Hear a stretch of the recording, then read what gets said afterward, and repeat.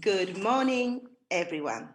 Welcome to one of the last Fridays of the Versus Virus Incubator. Can you believe it? This one and two more Fridays, and we are done.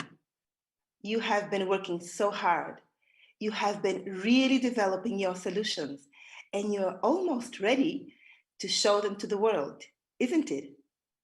Of course, that's the case. So, just to make sure that you are really knowing your target users, we have brought today to you Adela Anescu. Adela Anescu is one of our incubatees. She has been part of the hackathon in May, and she has been working since May here together with her team to develop their amazing solution. However, today she's here in a different role. Her role is what she does in life, and she's a marketing expert. So, Adela is going to explain you how better to know and give love to your users, right? Because a Right. smart innovator never stops falling in love with their users.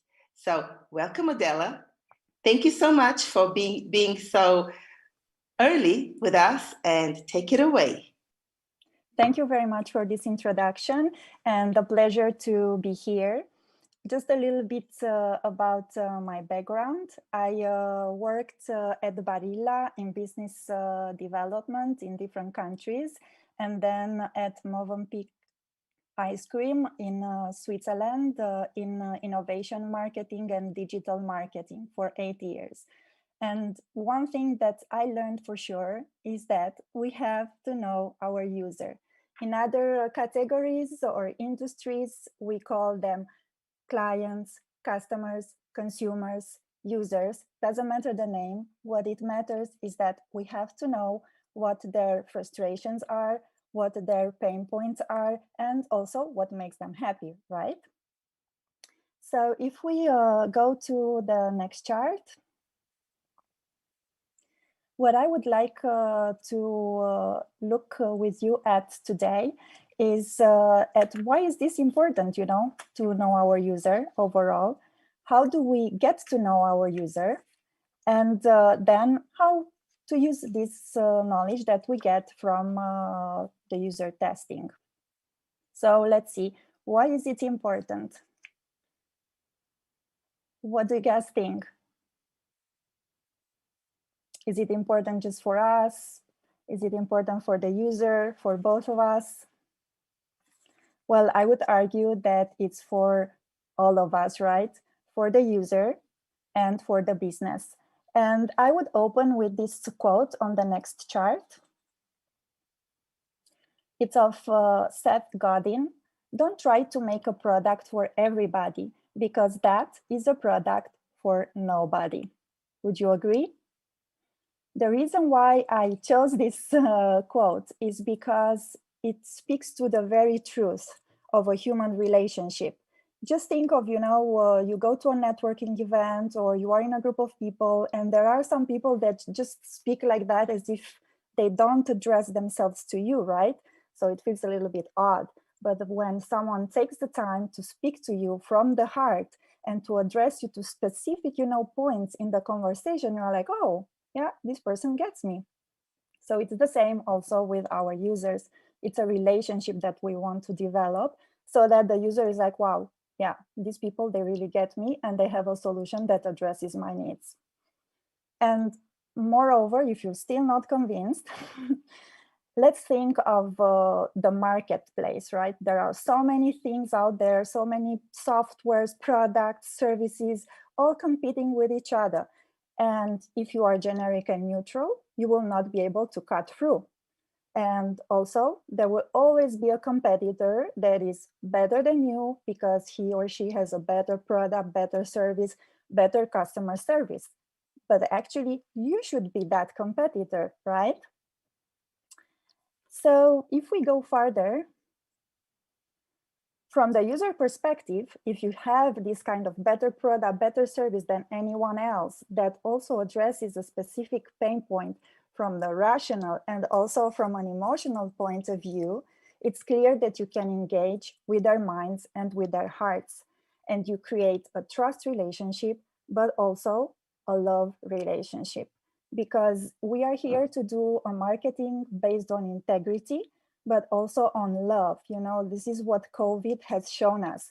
People need collaboration, people need trust, and they need to feel like, you know, in a place that it's safe based on love.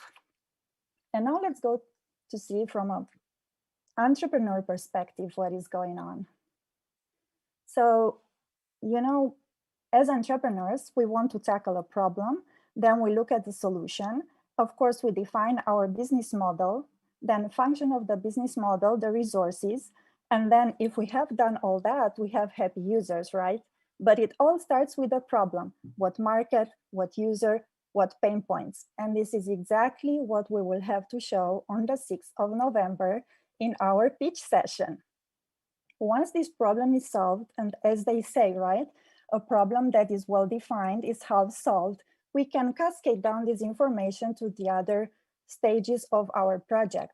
So we can come up with a solution that is specific. We can develop, you know, a business model that responds to the specificity of the problem. And then function of that, we know, oh, do we have the right team?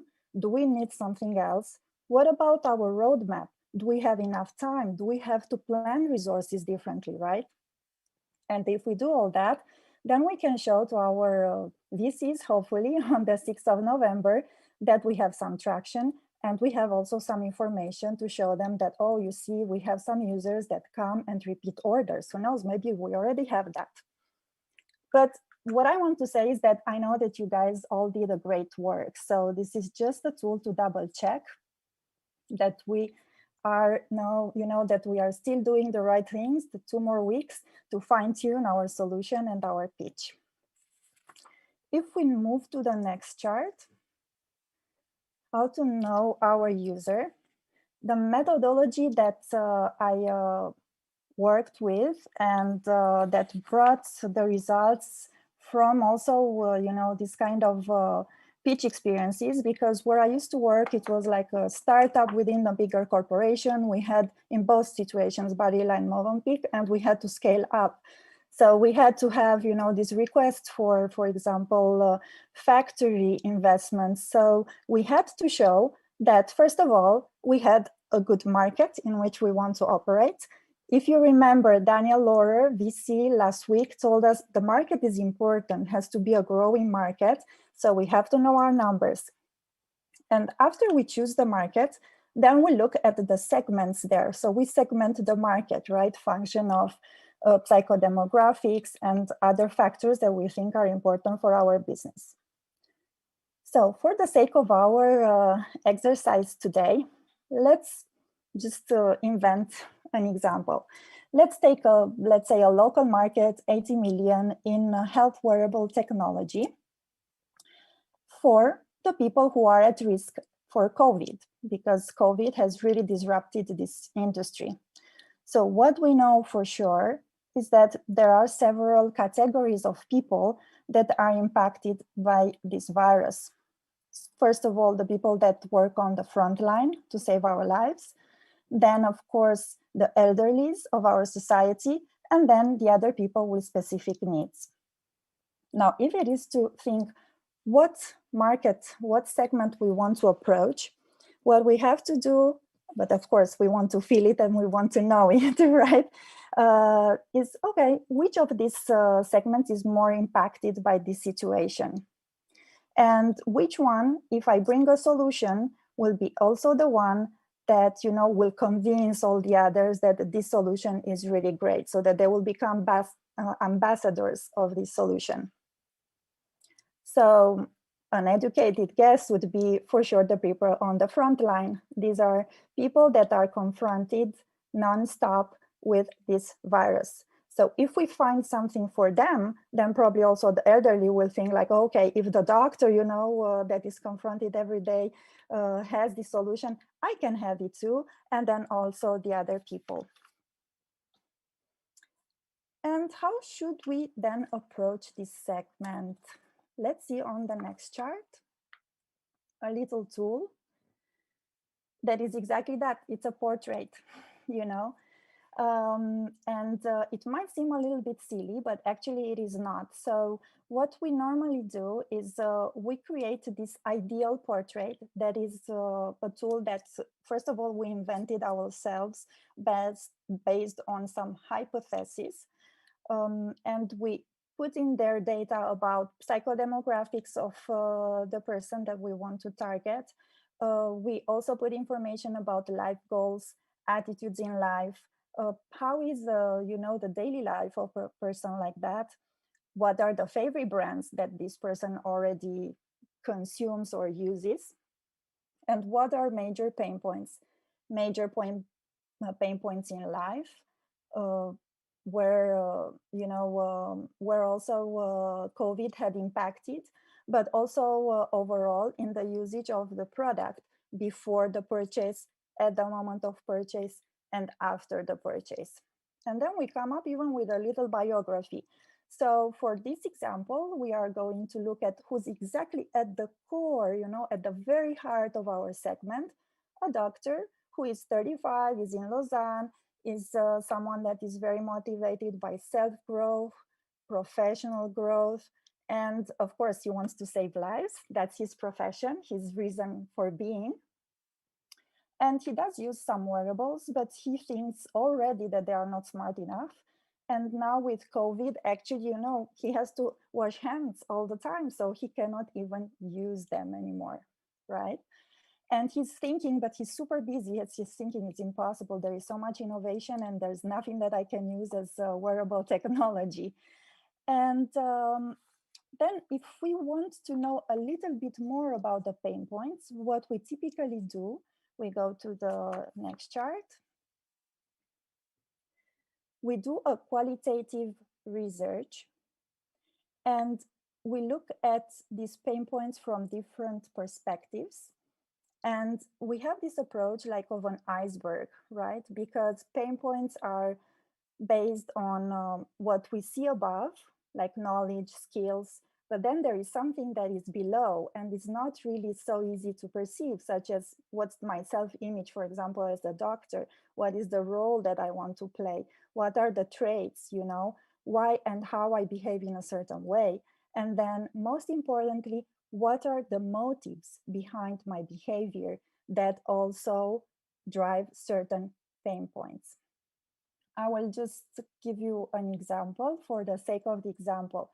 So there are 16 drivers that have been identified by Steve Rice.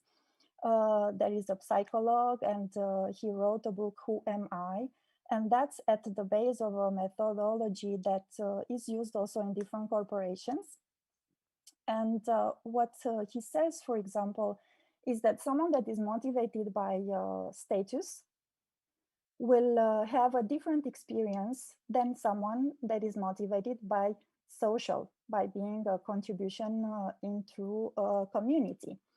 So if we take our doctor, Jean-Pierre, he is motivated by bringing a contribution. So his pain point will be, oh, you see, I couldn't buy this enough, or it doesn't work. And as such, I do not have time or energy or what is required for me to perform my job. As opposed to someone that would be motivated by status and would think, excuse me, dry air, and would think like, oh, I don't feel valued enough, this is not the right product for me. So this is the reason why we want to know what is the driver, because a pain point might look the same for all the people, but the driver is totally different. Now, if we go to the next chart, the step that is very important will be, after we have seen all these various pain points and after we have identified what is the driver behind, we will want to rank those pain points and identify the one that has the biggest tension. I open a parenthesis.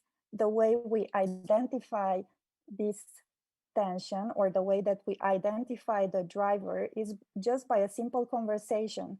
When someone says, hey, I want to make the most out of my life, then we will have to ask the question, what does it mean the most? What does it mean that you want to make more of your life? And then it will come out, oh, because I want, to save more lives, or because they will say, I want to spend time with my family, or because I want to spend time with myself, so we have to go farther into the conversation. And in the conversation, we will find out, for example, the following. What is important for me is saving lives. Why? We have to ask this, why is it so important? And you will find out, because this is my reason to exist. This is something super powerful. So you already will know, wow, I landed on something super important right here. And then when you ask the question, what is your life goal? There will be several life goals, but one of them will be, I want to have a balanced work life. And if you ask why, probably they will tell you, because like this, it helps me to stay fit and healthy. I'm a doctor. I want to be an example, and I want to perform my job better. And then looking at the pain point, let's say that we will have the following, being a doctor is very stressful. And now with COVID, I'm even more unfit physically and mentally due to this stress, and thus I'm afraid of not being able to perform well. So that's a very, very powerful one.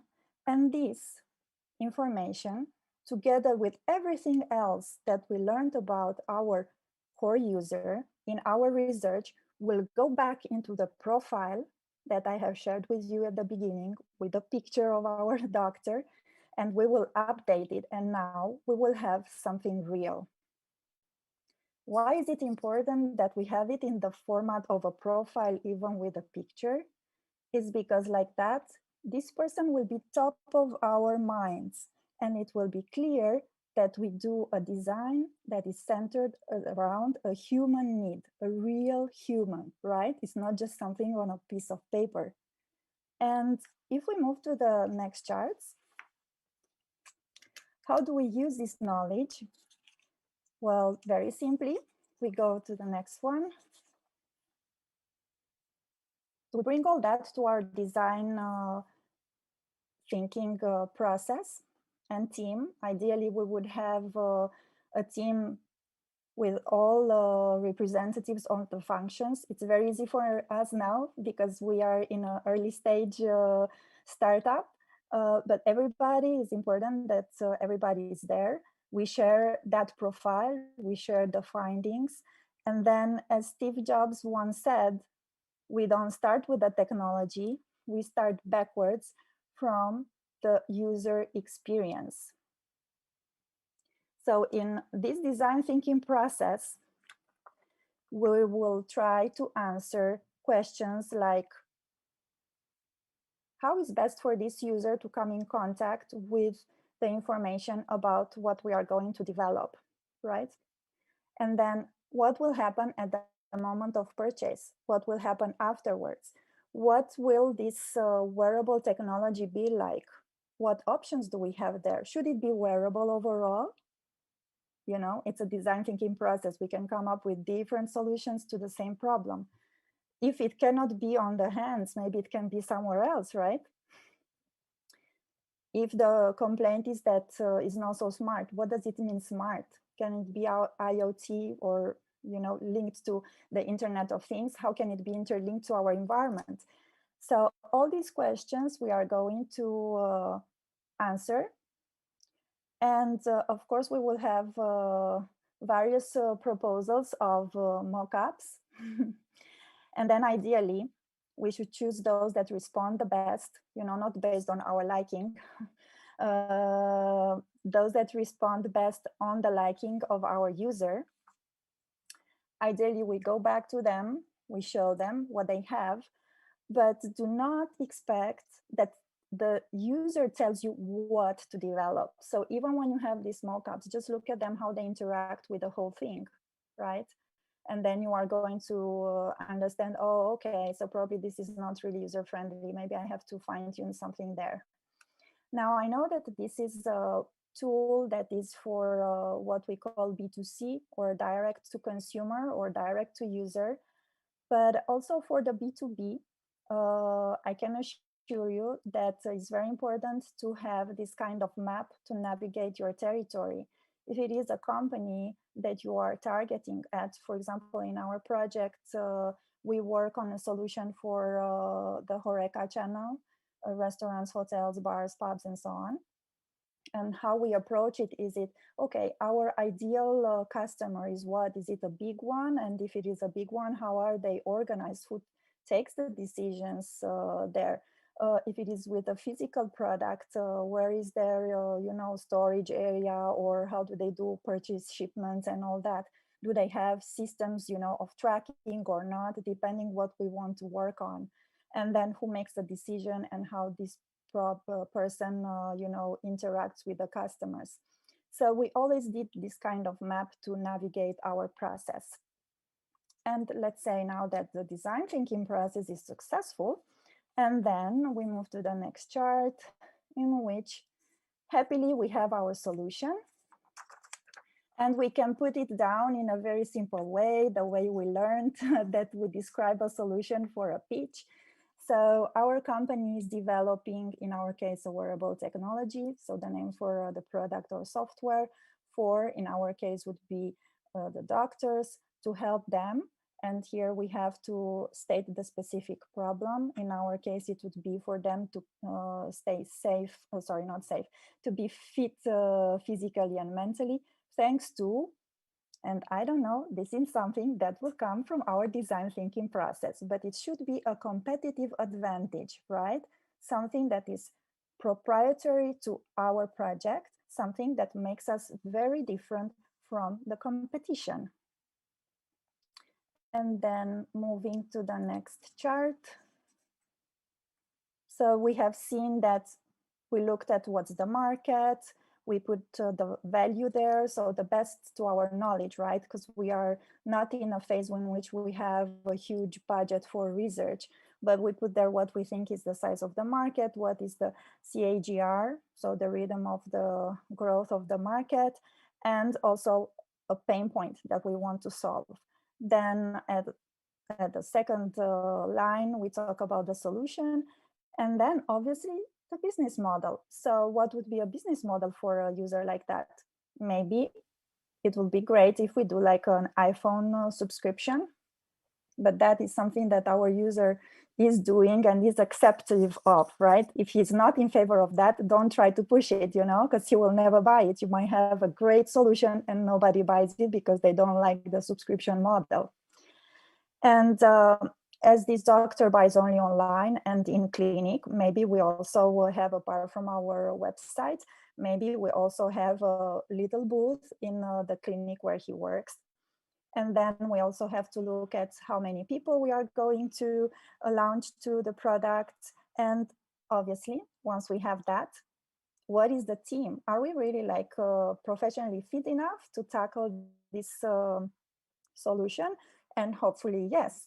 Let's say we have the 4 proven professionals. One is a doctor that can really help us with the needs of a doctor. Another one is the one that does the amazing magic work in technical development. And then we have 2 entrepreneurs. And based on those informations, right, we can also formulate our ask at the pitch day. And this is our 1.5-minute pitch slide, so to say, that started actually with knowing our user, that afterwards cascaded down to everything that we need from an investor. And hopefully our pitch will be successful. And on the next chart, just a few resources that are at the base of this information that I just shared with you. So you see there is the book of Stephen Rice, Who Am I?, regarding the 16 drivers that motivate our behavior. And then also a book that I like quite a bit, The Blue Ocean Strategy, that helps us in the design thinking process, where it helps us actually either with creating a market for our solution, or coping in a market that already has competitor. And then, of course, the tools that I just shared with you, the profile and the pain point with the biggest tension that I am going to send to you also as an Excel tool. And then last but not least, I am available for questions either here or on the next chart, you will see my email address. Thank you very much. Thank you so much, Adela. This is really bringing it to what we need to have within the next 2 weeks. Thank you so much for bringing it together in such an amazing and as if really simple and smooth way. Now, thank you. I would like to open the floor to questions.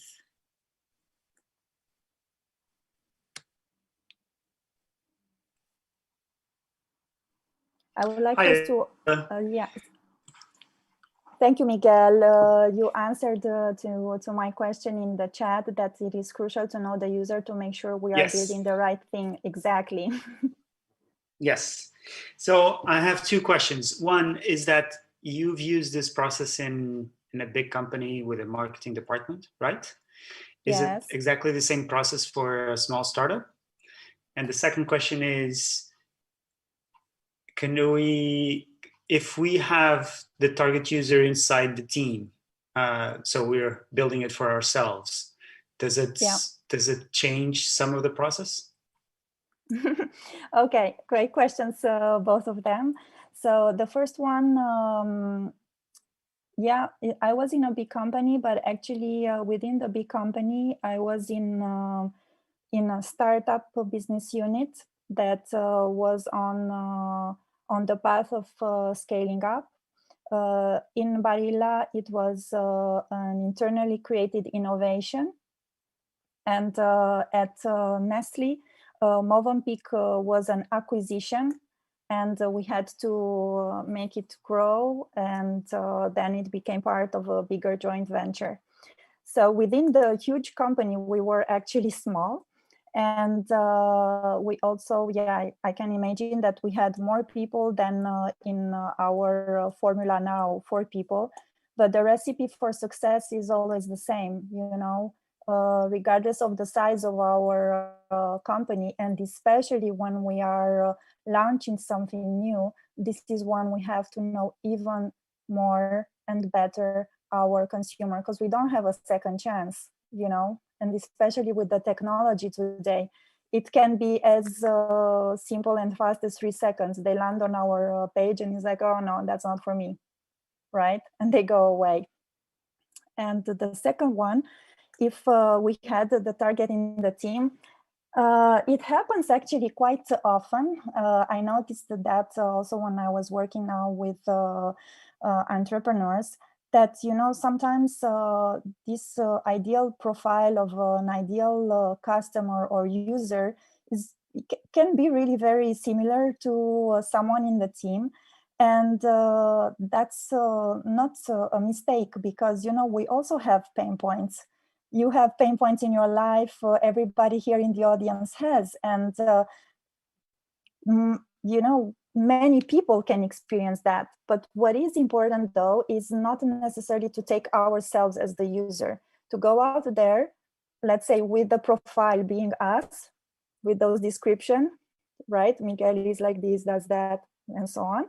And then we go out there and we speak to several people, and then we update that profile with some information from the field, so to say. Did that answer the question, Miguel? Yes, thank you. Will you share the slides and the book references? Yes, absolutely. Thank you.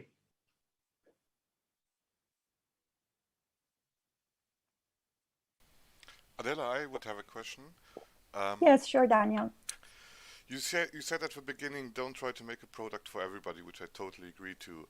But, you know, when we ask our clients, typically, you know, we hear from many, let's say, oh, we want it red, and from many we want to have it blue, and then, you know, a few percentage says, you know, whatever other color.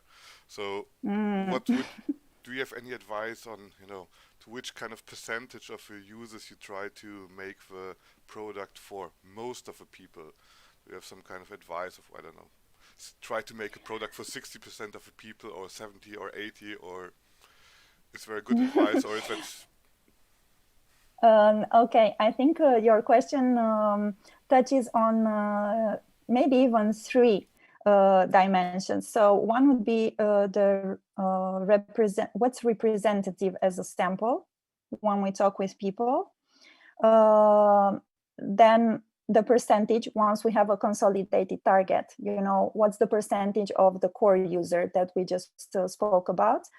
And then the branding, right? If we refer just to the colors, because if we refer to the features of a product, that's a different conversation. So what's a representative sample? For small companies, the statisticians say 100. As of 100, this is when you speak of a representative sample. Everything that is under, you should actually speak with them one by one. Then the core target, it depends also on the category and all that, but it can be as big as 50%, because afterwards it has like a ripple effect. As we have seen in our example, you would have the doctors at the center, that they are also your authority in the segment. And once they are happy, then everybody else will come and buy your product. And then if it is about things like colors, this is a tricky one. This would be another actually design thinking workshop where you talk about brand universe, brand imagery. What are the colors and the images that correspond best to your brand universe? So if we take Versus Virus incubation program, you have white, red, blue, and probably you decided like that because it is for the Swiss market, and you have, the Red Cross and the colors that correspond to this brand identity. And then with the blue, if Adela comes from Lausanne and says, well, no, actually, I don't like this red, I like with a little bit of a hue of yellowish, it doesn't matter. That's your brand, right? It's just like a human. Adela is dark-haired and brown eyes. If someone comes and says, oh, what a pity she doesn't have blue eyes, well, it is indeed a pity, but that's her identity, right? I don't know if it responded. Yes, thank you.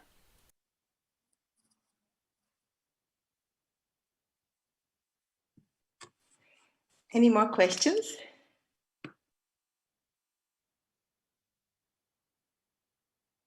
If there are no more questions, on behalf of all of us, and possibly on behalf of some viewers online, I would like to thank Adela, and of course to wish not only her, but all of you a lot of success during Demo Day. But before you go, make sure that you come back in only 3 hours. At 12:15, we're going to have our next Lunch and Learn, which in fact is going to be our very last Lunch and Learn. And it will be, for the first time, the person who has been helping and doing everything backstage will be taking the front stage. That will be Daniel Dobush, and he will be sharing with you ideas and knowledge on what are the team management principles of the aviation, NASA, and of course, our very own CERN here.